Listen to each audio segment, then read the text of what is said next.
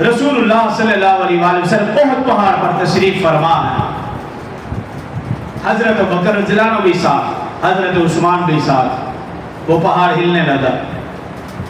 رسول اللہ صلی اللہ علیہ وسلم نے اپنی ایڑی ماری اور فرمایا اے اور پہاڑ، تجھے معلوم نہیں تیرے اوپر ایک نبی، ایک صدیق اور ایک شہید موجود ہے. رسول اللہ صلی اللہ علیہ وسلم نے زندگی میں حضرت عثمان رضی اللہ عنہ کو جنت کی بھی بشارت دی، شہادت کی بھی بشارت دی. اور حدیث مبارکہ میں کہ رسول اللہ صلی اللہ علیہ وسلم مدینہ سے باہر تشریف لے گئے، ایک کنویں کی منڈیر پر تشریف فرما ہوئے. حضرت بکر رضی اللہ عنہ ڈھونڈتے ہوئے پہنچے، رسول اللہ صلی اللہ علیہ وسلم نے اپنے ساتھ بٹھا لیا. کچھ دیر کے بعد حضرت عمر رضی اللہ عنہ ڈھونڈتے ہوئے پہنچے، رسول اللہ صلی اللہ علیہ وسلم نے بھی اپنے ساتھ بٹھا لیا. کچھ دیر کے بعد حضرت عثمان رضی اللہ عنہ ڈھونڈتے ہوئے تشریف لائے، رسول اللہ صلی اللہ علیہ وسلم نے انہیں اپنے سامنے بٹھا لیا. رسول اللہ صلی اللہ علیہ وسلم، ابوبکر، عمر اور سامنے حضرت عثمان. علماء نے لکھا رسول اللہ صلی اللہ علیہ وسلم نے اس بات کی طرف اشارہ کیا تھا جس طرح آج ہم بیٹھے ہیں، اس دنیا سے چلے جانے کے بعد ابوبکر اور عمر میرے ساتھ ہوں گے اور عثمان میرے سامنے جنت البقیع میں میرے بالکل سامنے ہوں گے.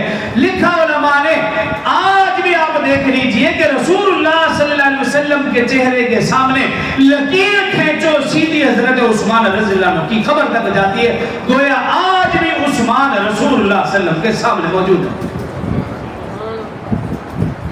اور رسول اللہ صلی اللہ علیہ وسلم نے ایک مرتبہ فرمایا جو میں نے حدیث مبارکہ تلاوت کی ہے خطبے میں، لِكُلِّ نَبِيٍّ رَفِيقٌ وَرَفِيقِي فِي الْجَنَّةِ عثمان. رسول اللہ صلی اللہ علیہ وسلم نے فرمایا جنت میں ہر نبی کا ایک رفیق ہوگا، ساتھی ہوگا، دوست ہوگا. فرمایا جنت میں میرا رفیق، میرا ساتھی، میرا دوست حضرت عثمان ہوگا.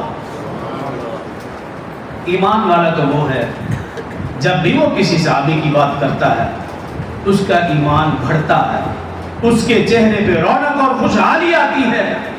اور جب ایمان ہوگا، جب اس کے سامنے صحابہ کا تذکرہ کریں گے، اس کا چہرہ بتا دے گا کہ یہ ایمان والے کا چہرہ ہو ہی نہیں سکتا. اب ہمارے آس پاس اڑوس پڑوس کوئی ایسا طبقہ بھی ہے، ایسا بدبخت بھی ہے، ان کی نشاندہی کرنا بھی ضروری سمجھتا ہوں کہ 18 ذی الحج حضرت عثمان رضی اللہ عنہ کا یوم شہادت یعنی اتوار کا دن بن. ایک بدبخت طبقہ ایسا بھی ہے کہ اس دن نعوذ باللہ عید کے طور پر مناتا ہے، خوشی کے طور پر منائے گا.